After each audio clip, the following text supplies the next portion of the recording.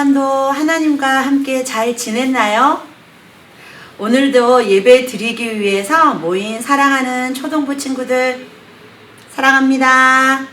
오늘도 예배 드리기 전에 우리가 1단원 전체 제목 성자 하나님 이 부분에 대해서 우리가 함께 읽도록 하겠습니다. 예수님은 하나님의 아들이세요. 네, 예수님은 완전한 하나님이시면서 완전한 인간이세요. 우리 함께 단은 암송 성구를 한번 보도록 하겠습니다. 예수님을 믿으면 영생을 얻어요. 요한복음 3장 16절 말씀입니다. 하나님이 세상을 이처럼 사랑하사 독생자를 주셨으니 이는 그를 믿는 자마다 멸망하지 않고 영생을 얻게 하려 하심이라. 아멘. 오늘도 우리 예배의 주인 되신 하나님께 우리 선생님들과 함께 열심히 찬양과 율동을 드리면서 하나님께 예배로 나아가겠습니다.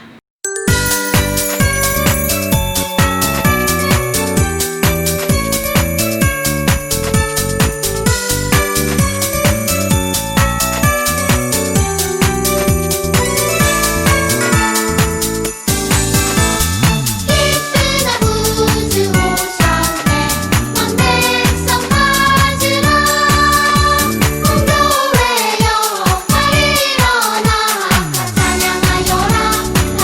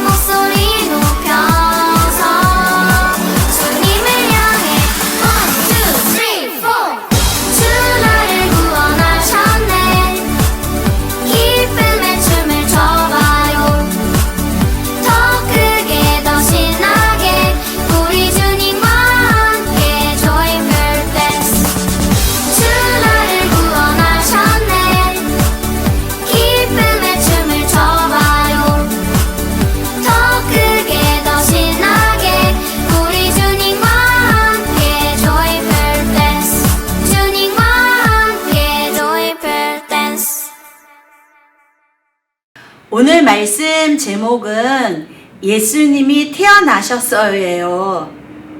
성탄절도 아닌데 예수님의 탄생에 대한 이야기를 한다니 여러분도 조금 의아한 느낌을 가질 것 같은데, 예수님의 탄생은 성탄절에만 이야기하는 것이 아니라 매일 우리가 기억해야 될 말씀이에요. 오늘 예수님의 탄생에 대한 이야기가 사복음서에는요 2군데가 나와요. 한 군데는 마태복음 2장이고 또 하나는 누가복음 2장에 예수님의 탄생에 대해서 이야기하고 있습니다. 전도사님은 오늘 여러분과 함께 마태복음 2장 1절에서 12절 말씀을 통해서 예수님의 탄생에 대한 이야기를 다시 한번 생각해 보려고 해요. 이 시간 여러분 성경 준비 다 되었나요? 예, 성경책 다 준비하시고 우리 올 한 해는 계속 일어서서 하나님 말씀을 읽는 거 여러분 기억하시죠? 함께 모두 일어나서 우리 마태복음 2장 1절에서 12절 말씀을 함께 읽도록 하겠습니다. 헤롯 왕 때 예수께서 유대 베들레헴에서 나심에 동방으로부터 박사들이 예루살렘에 이르러 말하되 유대인의 왕으로 나신 이가 어디 계시냐? 우리가 동방에서 그의 별을 보고 그에게 경배하러 왔노라 하니 헤롯 왕과 온 예루살렘이 듣고 소동한지라. 왕이 모든 제사장과 백성의 서기관들을 모아 그리스도가 어디서 나겠느냐 물으니 이르되 유대 베들레헴이오니 이는 선지자로 이렇게 기록된 바 또 유대 땅 베들레헴아 너는 유대 고을 중에 가장 작지 아니하도다. 내게서 한 다스리는 자가 나와서 내 백성 이스라엘의 목자가 되리라 하였음이니이다. 이에 헤롯이 가만히 박사들을 불러 별이 나타난 때를 자세히 묻고 베들레헴으로 보내며 이르되 가서 아기에게 대하여 자세히 알아보고 찾거든 내게 고하여 나도 가서 그에게 경배하게 하라. 박사들이 왕의 말을 듣고 갈새 동방에서 보던 그 별이 문득 앞서 인도하여 가다가 아기 있는 곳 위에 머물러 서 있는지라. 그들이 별을 보고 매우 크게 기뻐하고 기뻐하더라. 집에 들어가 아기와 그의 어머니 마리아가 함께 있는 것을 보고 엎드려 아기께 경배하고 보배합을 열어 황금과 유황과 몰약을 예물로 드리니라. 그들은 꿈에 헤롯에게로 돌아가지 말라 지시하심을 받아 다른 길로 고국에 돌아가니라. 아멘. 오늘도 영상을 통해서 예수님의 탄생 이야기를 먼저 보고 전도사님과 나중에 말씀을 나누도록 하겠습니다.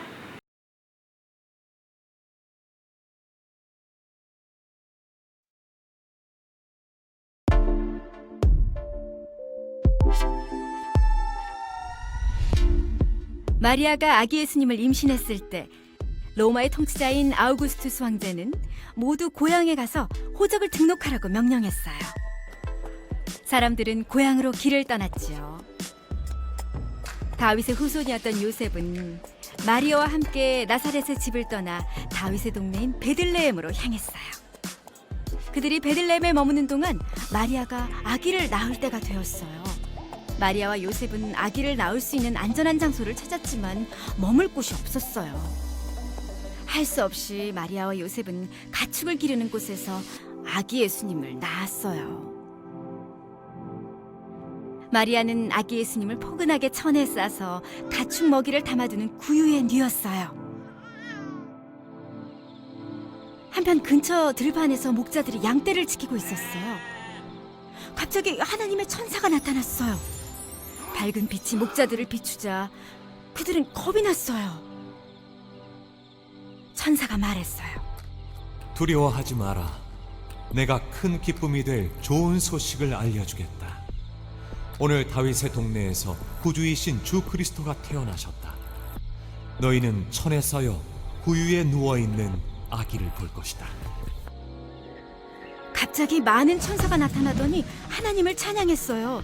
지극히 높은 곳에서는 하나님께 영광이요 땅에서는 하나님이 기뻐하신 사람들 중에 평화로다.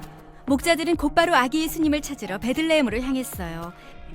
이윽고 마리아와 요셉 그리고 구유에 누인 아기를 발견했어요. 목자들은 사람들에게 가서 아기 예수님의 간에 보고 들은 것을 전했어요. 이 이야기를 들은 사람들은 모두 놀랐어요.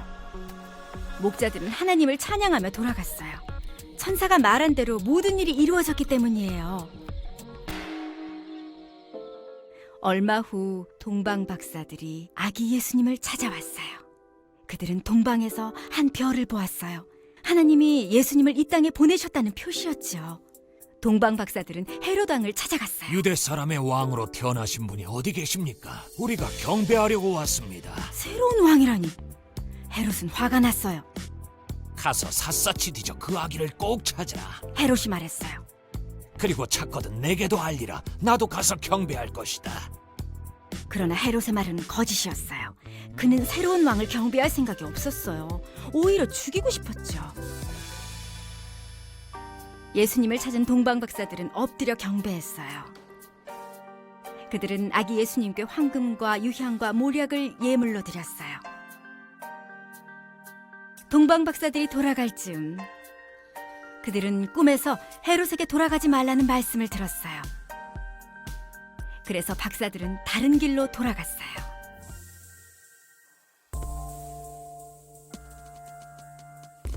예수님의 탄생은 복음이에요. 예수님은 평범한 아기가 아니었어요. 하나님의 아들이신 예수님은 사람들을 죄에서 구원하고 그들의 왕이 되기 위해 이 땅에 오셨어요.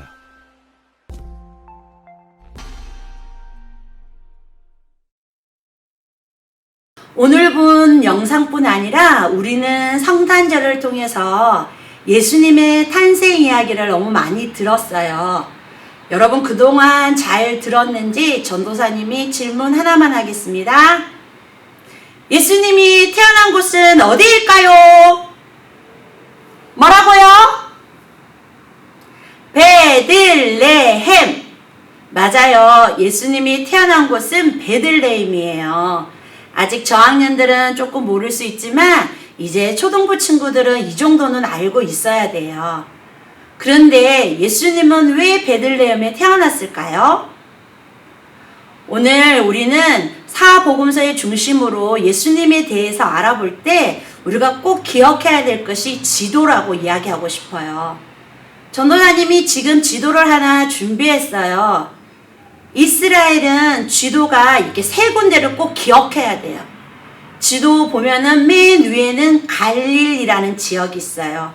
갈릴리도 상부와 하부로 이렇게 나눠지지만 여러분은 그냥 맨 위에는 갈릴리, 그리고 중간 지점에는 누가 있냐면 사마리아라는 지역이 있어요.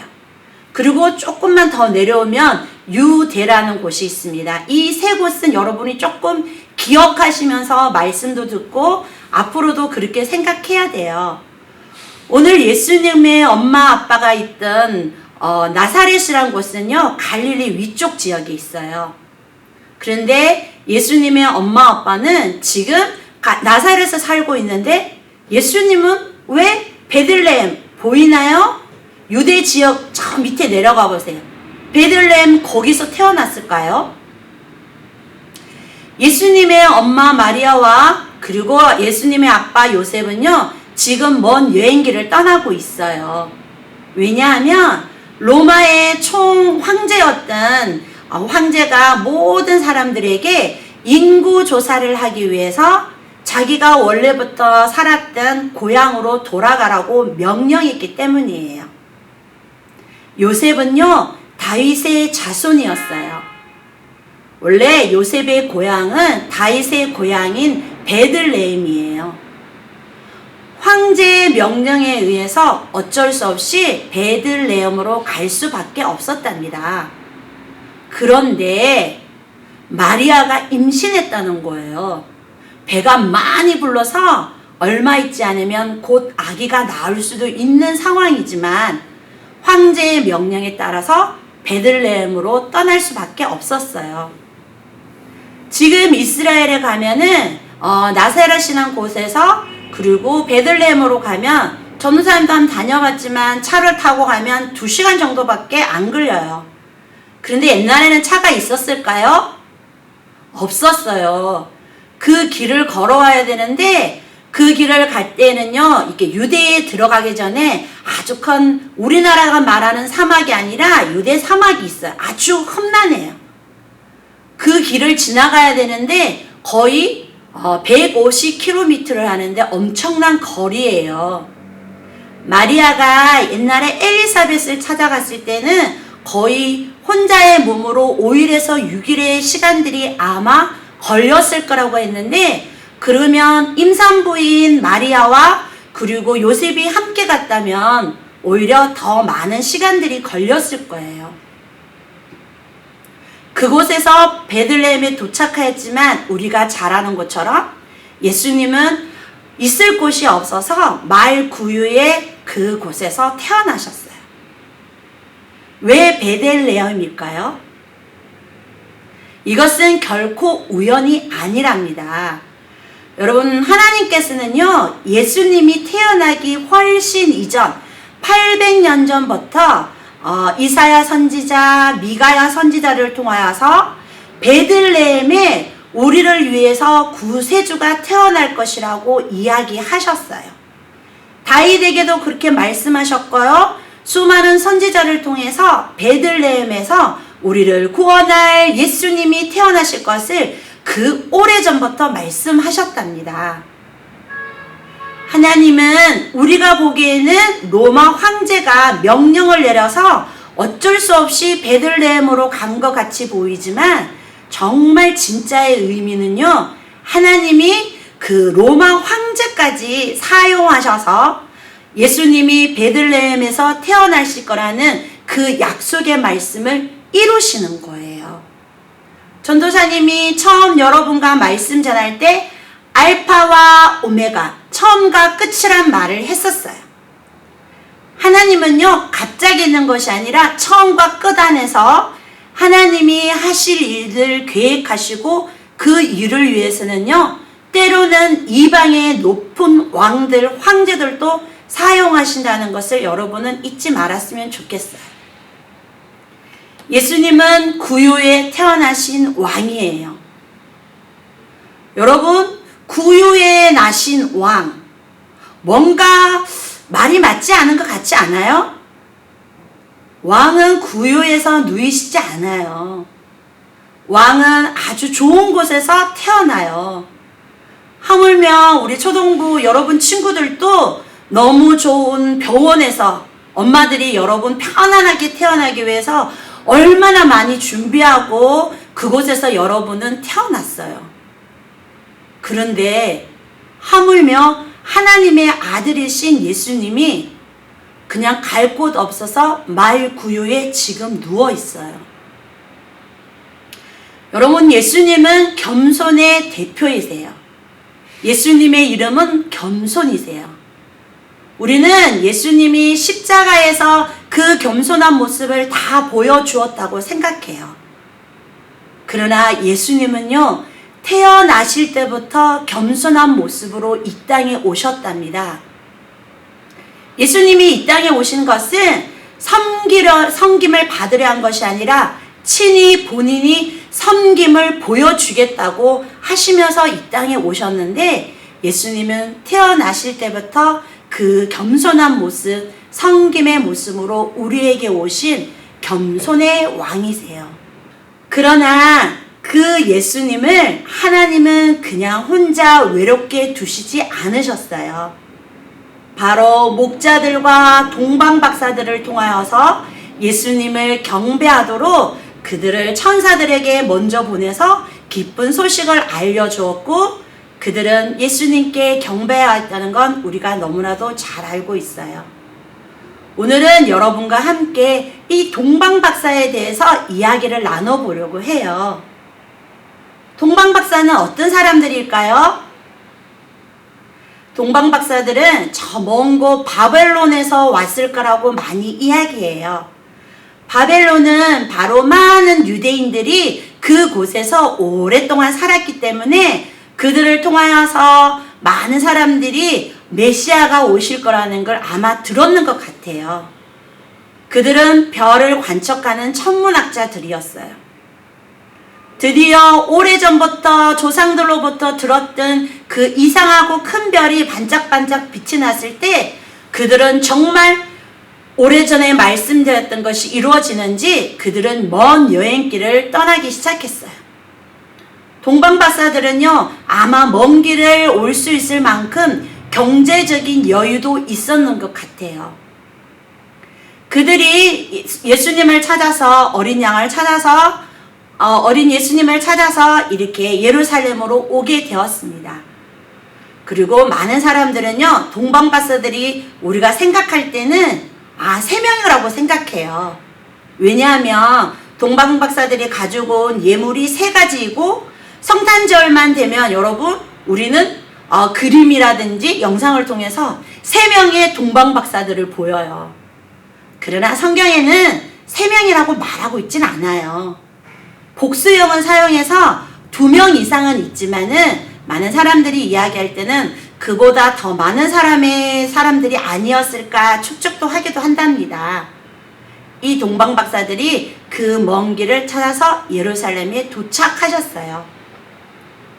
그럼 그들은 과연 언제 도착했을까요? 아기 예수님 태어날 때요? 우리는 또 그렇게 생각해요. 여러분, 목자들은 아기 예수님을 마구간에서 만난 거 맞아요. 그러나 영어 성경에 보면은 동방박사들이 예수님을 만나는 것은 아기가 아니라 차일드라고 자란 아이를 이야기하고 있어요. 그리고 동방박사님이 찾아간 곳은요, 말구유가 아니라 집이라고 되어 있어요. 이것을 보았을 때 동방박사님이 만난 예수님은요, 구유에 놓여있는 응애 아기가 아니었고요, 어느 정도 자란 아기였어요. 그렇게 해서 생각해 보았을 때요, 어떻게 이야기할 수 있냐면 첫 번째는요, 많은 사람들이 헤로드 임금님의 이야기를 해요. 아이를 2살 이하로 죽였어요. 갓난아기만 죽이면 되는데 헤로드 임금님은 언제부터 별이 나타났느냐 이렇게 이야기하면서 2살 이하로 죽인 것을 보면은 예수님은 아마 6개월에서 2살 이하로 추측할 수 있는 나이예요. 여러분, 이런 거는 조금 예수님에 대해서 조금만 더 깊이 생각할 수 있는 시간을 주기 위해서 전도사님이 이야기하고 있어요. 그들은 와서 무엇을 했나요? 우리가 잘 알고 있는 것처럼 예물을 드렸어요. 그런데 그 예물은요, 좀 특별한 거였어요.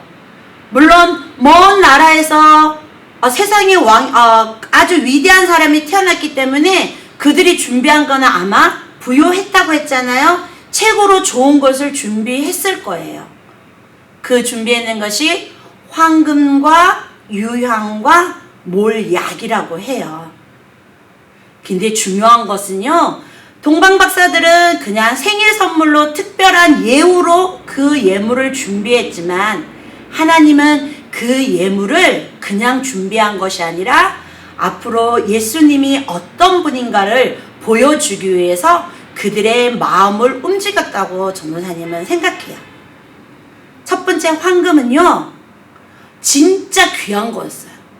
그건 왕에게 드리는 거예요. 우리의 예수님은 만왕의 왕이에요. 두 번째 유향이에요.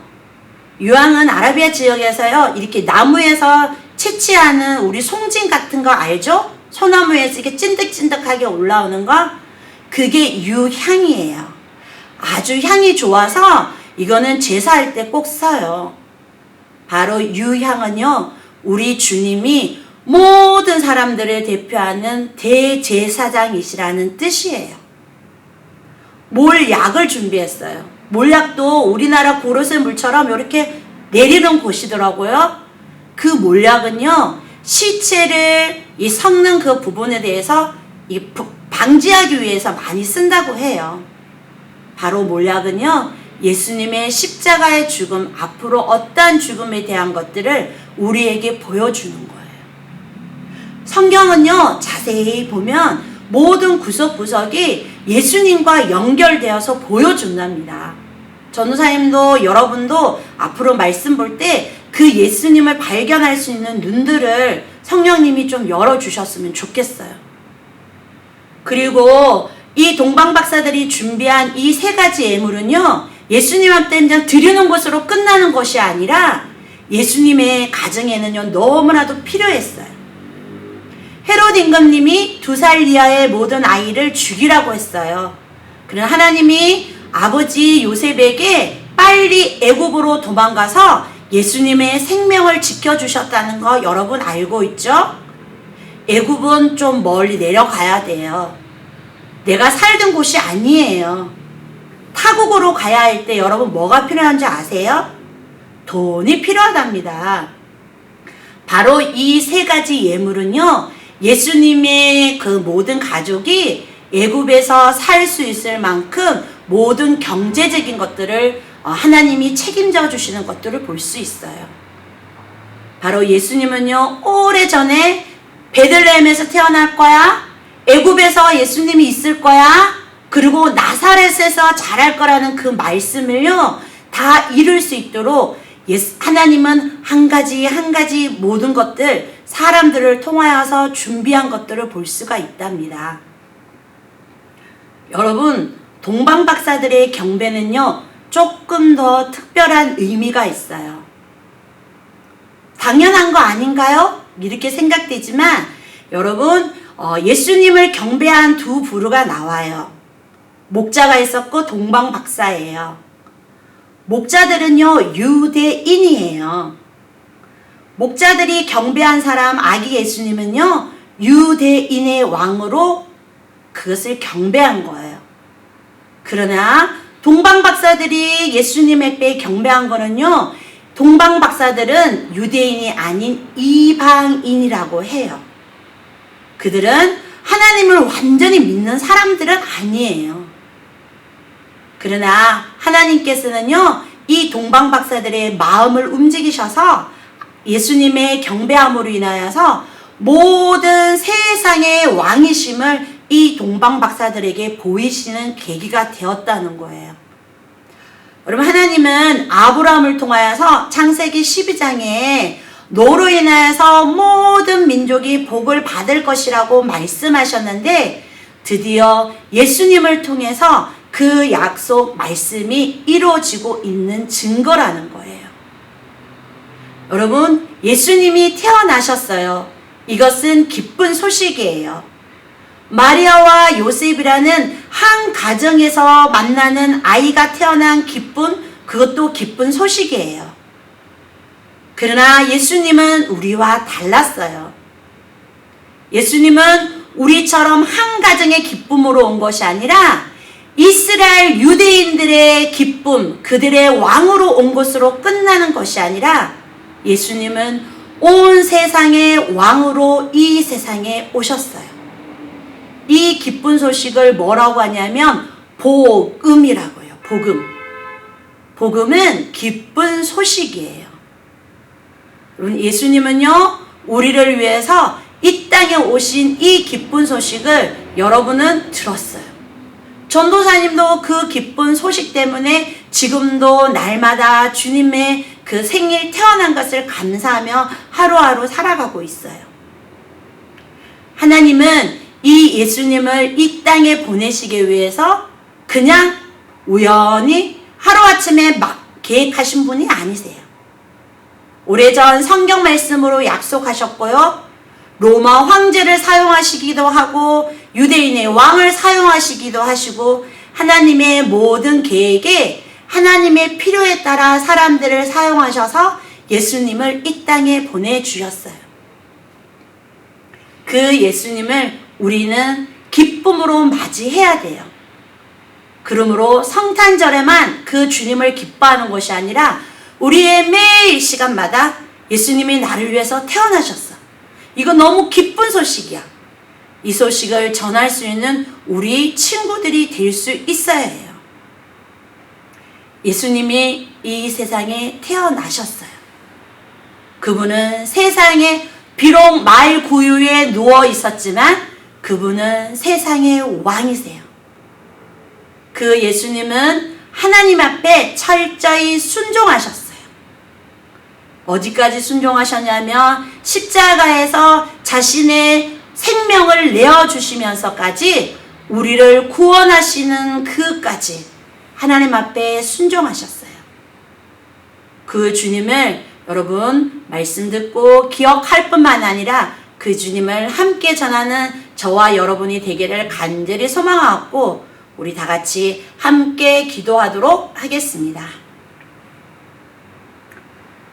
하나님, 오래전부터 약속하셨던 예수님을 베들레헴 땅에 태어나게 하셨고 그곳에서 유대인의 왕으로 머무는 것이 아니라 온 세상에 구주 있음을 동방 박사들을 통하여서 알려주셔서 감사합니다. 그 예수님이 계셨기에 우리도 예수 믿고 구원을 얻었고 영생을 얻었어요. 이 기쁜 소식을 그냥 지나치지 않고 우리의 마음으로부터 입술로부터 우리의 생활 속에서 전할 수 있는 우리 사랑하는 친구들이 될 수 있도록 주님 인도하여 주시옵소서. 혹시 아직 예수님을 마음에 믿지 못하는 친구가 있다면 성령님 제발 찾아가 주셔서 예수님이 우리의 구세주이심을 믿을 수 있도록 눈을 열어주시고 마음도 열어주셔서 예수님을 믿을 수 있도록 인도하여 주시옵소서. 만왕의 왕이 되시는 우리 주 예수 그리스도 이름으로 감사기도 드립니다. 아멘. 우리 함께 주기도문 성으로 우리 함께 하나님께 모든 예배를 드리고 다음 주에 다시 만나도록 하겠습니다. 여러분 사랑합니다.